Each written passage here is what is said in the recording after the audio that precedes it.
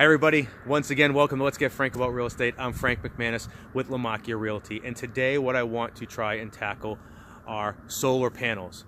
Okay, should you, shouldn't you, and how they could possibly affect the resale of your home. So obviously with the promise of energy savings, these solar panels are becoming more and more popular, but there are some things you want to consider and think about before you make the commitment to put these on your roof, and or before you decide to buy a house with solar panels on the roof. First thing you want to think about as an owner or potential seller: are you going to buy these outright, or are you going to lease these solar panels?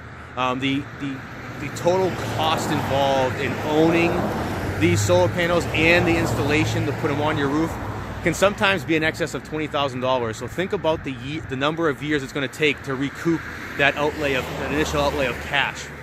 Secondly, if you're choosing to lease these panels, check the contract and see for how long the term is going to be, because again, some of these contracts can be up to 20 years. That's an awful long time to be leasing something. Next, check and see if there is a cost on your end to remove and reinstall these solar panels if you ever have to replace your roof.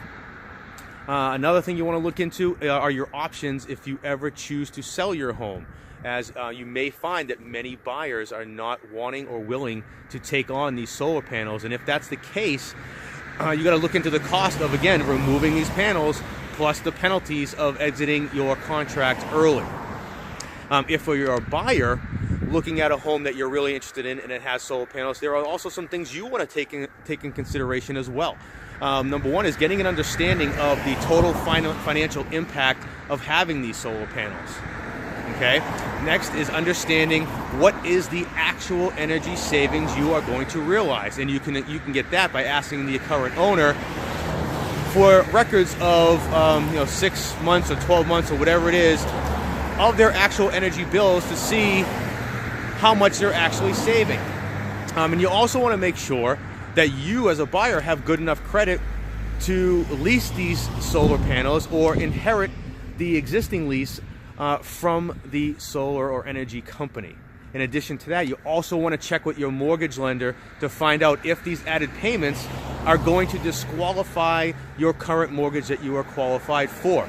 So here are just some tips for you to think about, whether you're on the buying side, whether you're on the selling side or ownership side, regarding these solar panels.